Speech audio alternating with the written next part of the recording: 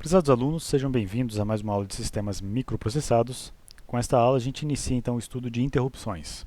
Nessa aula específica eu vou falar um pouquinho sobre a diferença que existe entre funções e interrupções. A gente já viu nas aulas passadas que o formato básico de um software que vai dentro de um microcontrolador segue mais ou menos essa estrutura aqui. A rotina principal ela inicia com uma etapa de configuração, que vai ser executada apenas uma vez para configurar os dispositivos, e depois eu entro numa rotina de loop infinito, onde eu vou executar uma tarefa repetitiva. Então, a ideia é que essa tarefa seja executada para sempre enquanto o microcontrolador estiver sendo energizado. Essa execução ela pode ser simplificada, né, e a gente pode reutilizar código usando funções. Então a gente viu que funções podem ter argumentos, então a gente pode fazer a passagem de parâmetros chamando essa função com diferentes parâmetros, e aí quando ela é executada, o fluxo de execução é redirecionado para a função, eu vou executar a função, o que ela tem para calcular, e eu retorno para o ponto onde eu chamei a função. Então uma função é caracterizada pela chamada de um momento previsível, né, o usuário escreve lá o momento que ele chama, e eu tenho passagem de parâmetros e um retorno simples. Uma interrupção é um pouquinho diferente. A interrupção não é chamada pelo código do usuário. A interrupção também é uma rotina. Você escreve o código, ele executa alguma tarefa, mas a interrupção, a entrada na interrupção, ela é baseada num evento de hardware. Quando uma flag, uma IFG vai para 1, uma interrupção acontece e uma tarefa que é baseada neste evento, né, o evento associado à flag, vai ser executada. Então a gente diz que interrupções executam tarefas baseadas em eventos, que vão ser executados toda vez que o evento acontecer. E o acontecer desse evento é sinalizado pela flag IFG indo para 1. Então imagina que você tem um contador, o contador chega no teto de contagem do CCA 0, a flag do canal 0, do timer, então vai para 1, executando essa interrupção. Então é uma rotina que executa sempre quando eu chego no teto de contagem. Então o fato de eu chegar no teto de contagem representa o meu evento, que vai gerar uma flag, que vai então iniciar uma interrupção. Uma outra coisa em particular que a interrupção tem que a função não tem é um retorno especial, chamado de RET-I, retorno de interrupção. A gente vai ver o porquê que uma interrupção precisa de um retorno especial, por que eu não posso usar o retorno normal que uma função tem.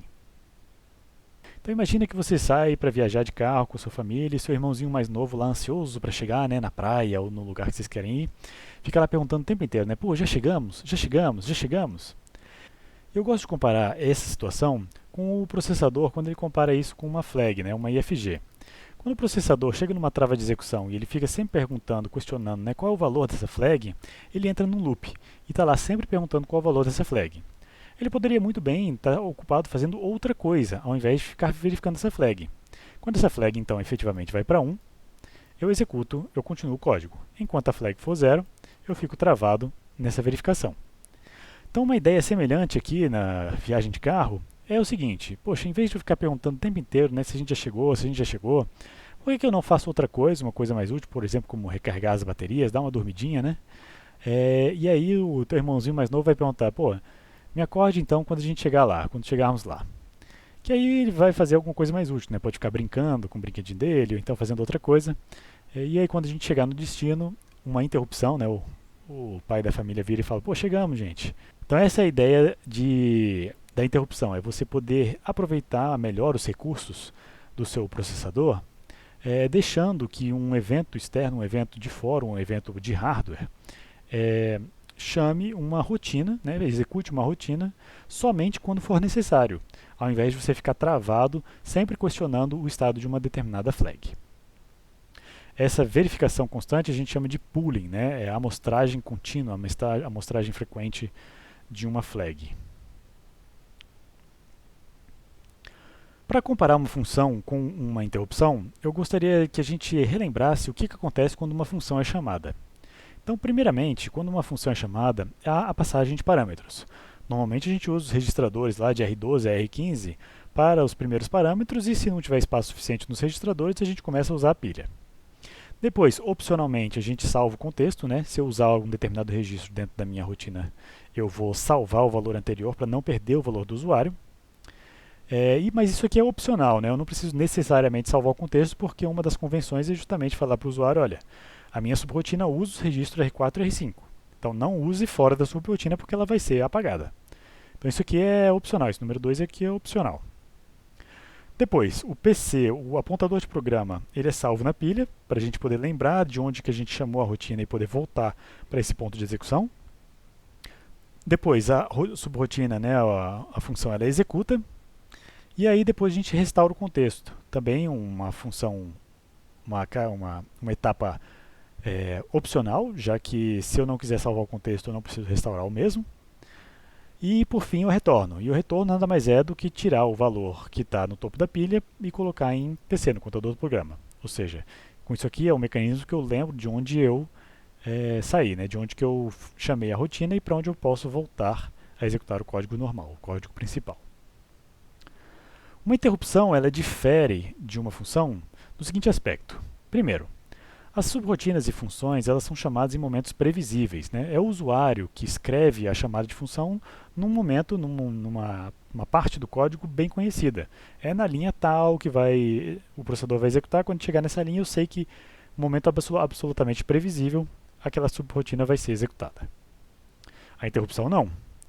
A interrupção ela acontece em momentos imprevisíveis. Então vamos ver as principais diferenças. Quando uma interrupção acontece, primeiro que não há passagem de parâmetros, não há como passar parâmetros para uma rotina de interrupção. Depois, o contexto é obrigatoriamente salvo na pilha, né? Você tem que salvar os registros que você for usar. Em geral, quando a gente trabalha em C, isso aqui é automaticamente feito pelo compilador. Mas isso aqui é obrigatório, já é diferente de uma chamada de função que não era obrigatório. Depois, o PC é salvo na pilha, igualzinho uma função, mas além do PC, uma interrupção também salva o valor do SR, do registro de status. O valor de registro de status ele é salvo porque logo em seguida ele é zerado. E esse efeito, né, o efeito do SRC zerado, isso aqui impede que outras subrotinas, outras interrupções, sejam executadas enquanto uma interrupção executa. Então, basicamente, uma interrupção não pode ser interrompida. Ela tem prioridade alta e ela não pode ser interrompida. Depois disso, a interrupção ela executa, né, o código que você botou da interrupção ela executa, e aí obrigatoriamente a gente restaura o contexto que a gente salvou na etapa 2. E por fim, a gente faz o retorno da interrupção, que é um retorno especial, chamado RETI, como a gente viu no slide passado. E esse retorno faz duas coisas, né? É diferente de um retorno tradicional de uma função, que a gente só faz o pop do PC. A gente vai resgatar o valor de SR que a gente tinha salvo antes de zerar o SR. Então o valor que estava aqui, a gente restaura ele. E o PC, a gente restaura o valor que também foi salvo nesse momento, para voltar à execução normal do código. As interrupções são rotinas urgentes, tá? São chamadas por eventos de hardware. Quando eu digo uma rotina urgente, significa que ela tem uma prioridade mais elevada que a rotina principal, a main. A main, nesse caso, é chamada de uma tarefa de plano de fundo. Ela executa o tempo inteiro, mas ela tem uma prioridade menor. Então ela executa no plano de fundo de um software embarcado. As interrupções elas acontecem em momentos imprevisíveis, por isso que a gente precisa obrigatoriamente salvar o contexto da nossa subrotina, né? Da nossa interrupção. Idealmente, essas interrupções não são tão frequentes assim. Isso faz com que a rotina de plano de fundo, né, a rotina principal, possa ter tempo para executar, porque se interrupções acontecem o tempo inteiro, a rotina principal não vai ter tempo, não vai ter um slot de tempo para poder executar. E por fim, né, a prioridade de execução de uma interrupção é sempre maior do que a rotina principal. Então esses são os passos do ponto de vista de uma interrupção. Mas o que acontece do ponto de vista de hardware quando uma interrupção acontece? Ora, quando um evento de hardware acontece, por exemplo, sei lá, um flanco de subida numa porta de entrada que está num sinal de captura lá de um timer. Esse evento de hardware faz uma flag ser levantada. Lembra que a gente viu o conceito da flag como sendo a bandeirinha lá do carteiro? O carteiro chegou, ele levanta a flag, o processador vai lá, trata a flag e abaixa a flag, né? Ele zera a flag. Então esse evento de hardware seta a flag do Essas são então as principais diferenças entre uma função vê que essa flag foi levantada e uma interrupção. E ele é logo interrompido. Ele para de fazer o que está fazendo e vai tratar a interrupção.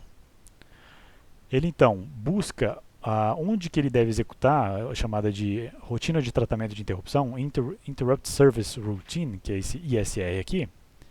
Ele busca a função que ele vai executar numa tabela específica. A gente vai aprender isso no próximo vídeo.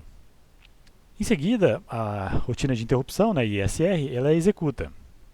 E depois o processador ele é meio que obrigado, né? Existe um protocolo de ele tem que limpar a flag.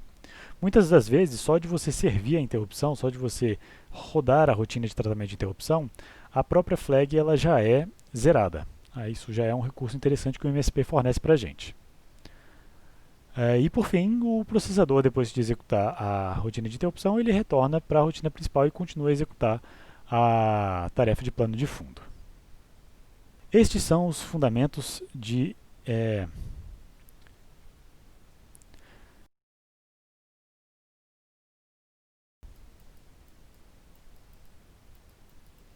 Eu espero que esse vídeo tenha motivado vocês a estudar um pouquinho mais a fundo as interrupções, já que elas permitem, né, elas trazem alguns recursos muito interessantes para o nosso software embarcado.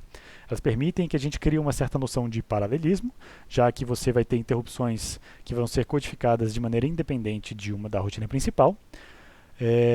Ao mesmo tempo, essas são rotinas que liberam o processador de ficar verificando as flags, então já intuitivamente a gente pode imaginar que um código baseado em interrupções ele é mais simples, né? Um código mais curtinho, mais simples de programar. E todos esses recursos se traduzem em simplicidade do código, que gera uma manutenção mais fácil. Né? A gente pode fazer a manutenção do código de maneira mais fácil, já que o código é mais simples. Então espero que isso seja motivador o suficiente para vocês assistirem ao próximo vídeo, que é sobre os conceitos fundamentais de interrupções. Vejo vocês lá no próximo vídeo. Até breve.